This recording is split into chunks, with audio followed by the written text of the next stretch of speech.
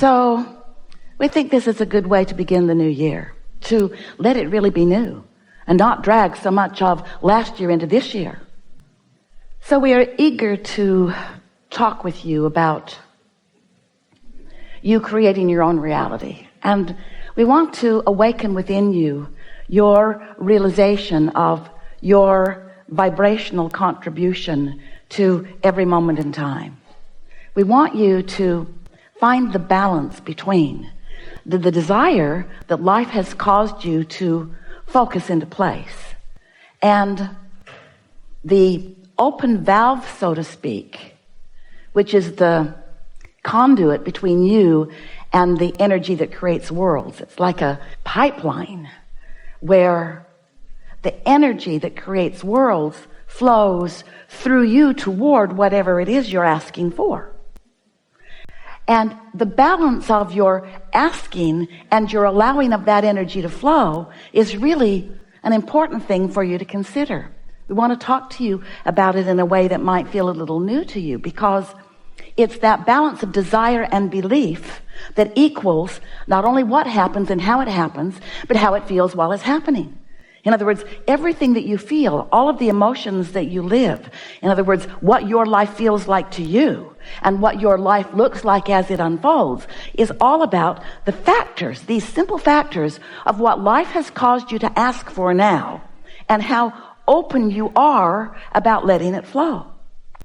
So always when Esther has a new experience, we use the analogies of her life because they are so pertinent to her and usually to you as well. So we're going to tell you a few things that are going to awaken in you some things that you might be doing too. So in Esther's new house, it's quite big, far bigger than one person needs, but not one bit bigger than one person wants.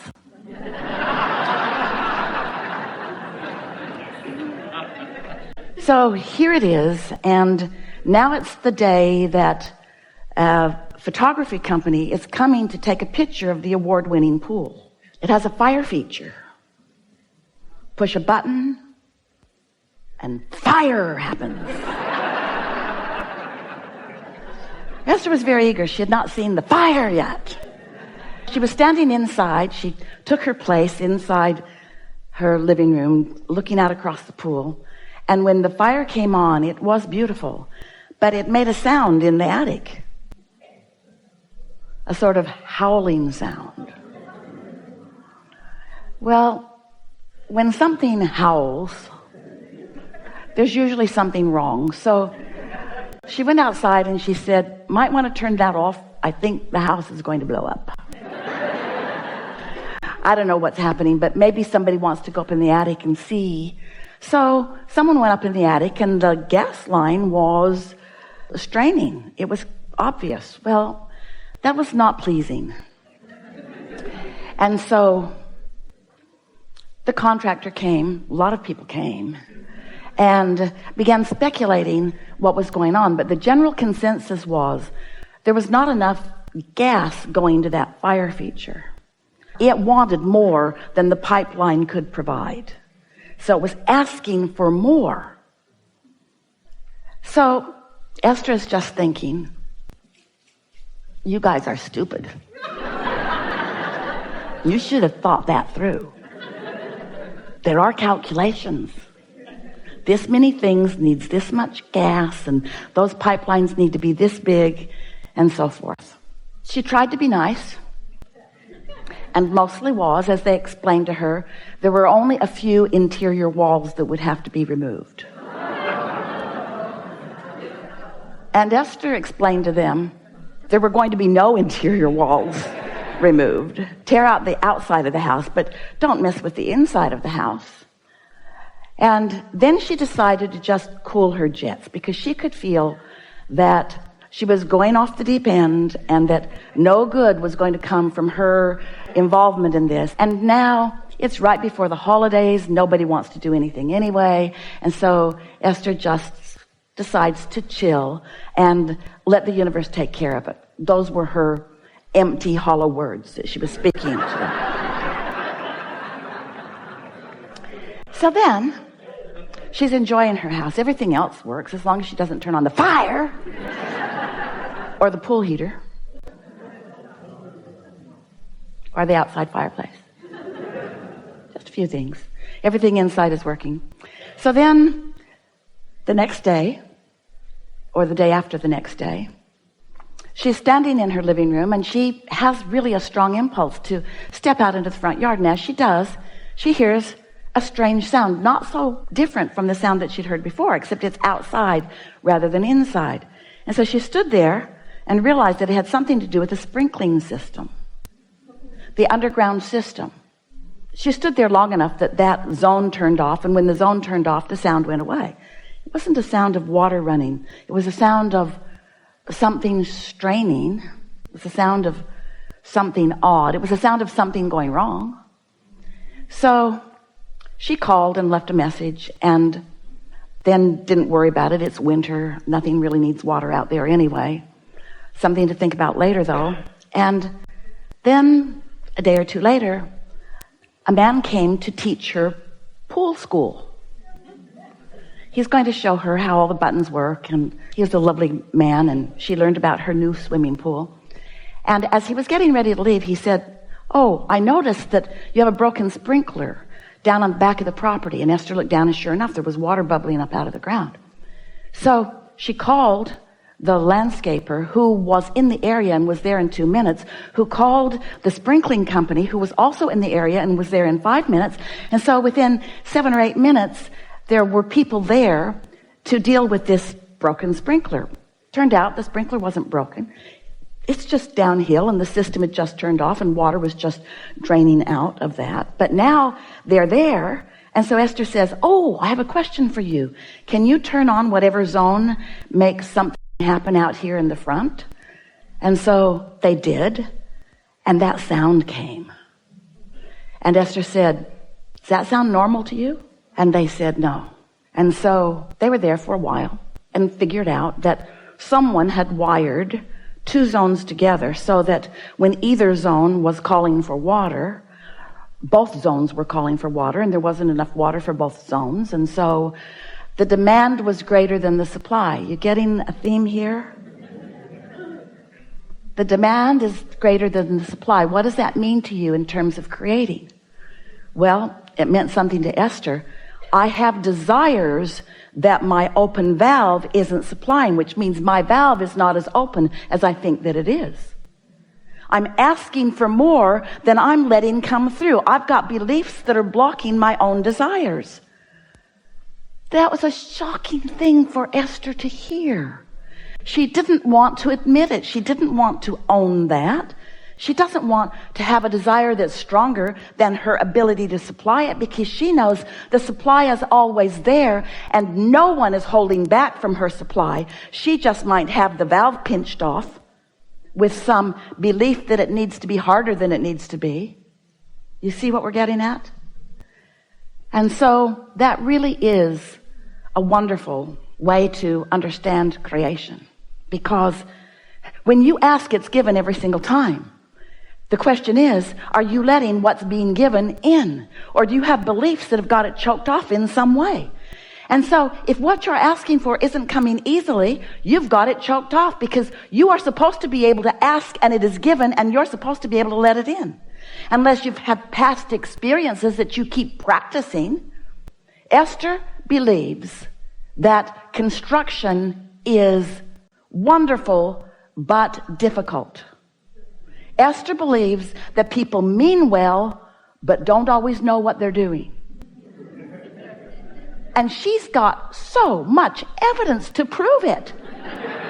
The stories she could tell you and entertain you with, oh, you would be so entertained, and then you would add your stories, and together you would collectively practice the flawed premised theory that life is supposed to be hard rather than that life is supposed to be fun.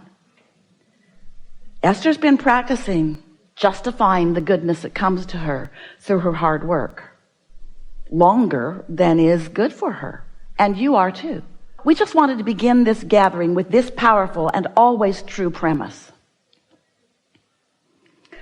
How things are playing out in your life experience is how you know what you're doing with your request for the supply and you're letting the supply in. You can tell by two ways how you're doing creationally or vibrationally. You can tell by the way you feel, which you sort of get used to feeling the way you feel so you don't know you're even feeling it. When you feel valiant, what's that emotion? Valiant. What is it? Is that a positive emotion or a negative emotion? Really? That's you against the world? Really? That's positive?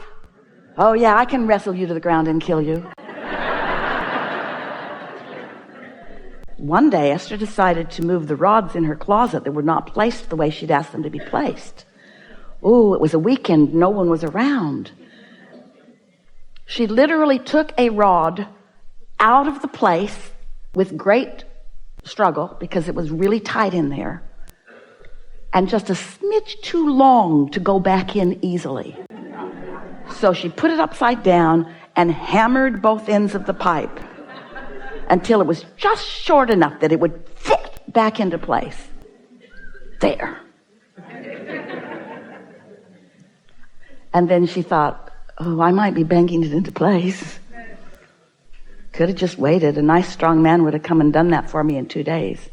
Except I wanted to do it today because I wanted him to be wrong. Told him it was too long. All 27 of them. Told them it was too long, but they know better.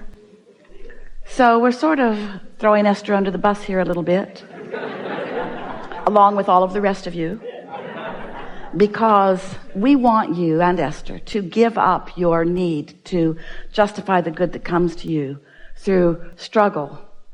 And when you give that up, then you will bring less struggle forward. And when you bring less struggle forward, you'll be cleaner in your now. And when you're cleaner in your now, then things will unfold more easily for you. And so today, let's just talk about your desire, which is your demand. And we mean that in the nicest way. Your request from the universe for universal energies, the energy that creates worlds, to flow through you toward whatever you want. That's the deal you made when you came. You said, I'll go, life will cause me to know what I'm asking for. And when I ask, Source will provide everything that is required for the accomplishment of what life has caused me to know that I want. That's how it is. And then there's one more little thing. In other words, that's step one. And that's step two. You ask, Source supplies. Then there's step three. You got to be soft about your expectation of things working out for you. You've got to give up the struggle. You've got to stop trying to prove your worthiness. You've got to stop comparing yourself to any others. You've got to let the competitive feeling go. You've got to accept your blessedness and just let proof of your blessedness flow to you and through you with ease and flow. And much of the world is not going to understand how blessed you are, because they're going to be standing in a place of not feeling quite so blessed. And people who don't feel blessed resent those who appear to be. But just because they haven't figured out how to get their valve opened doesn't mean you should pinch yours off so that they feel better.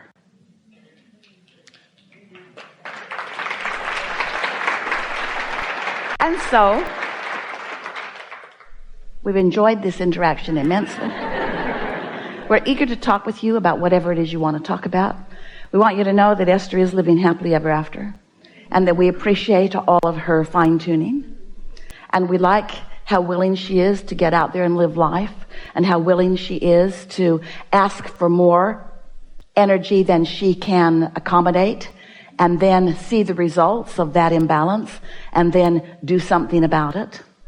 That's the dance that you're all playing. It's the balance between desire and belief, desire and belief, desire and expectation, asking for it and letting it flow. What do you want to talk about? Some things? Oh, we're going to have a really good day.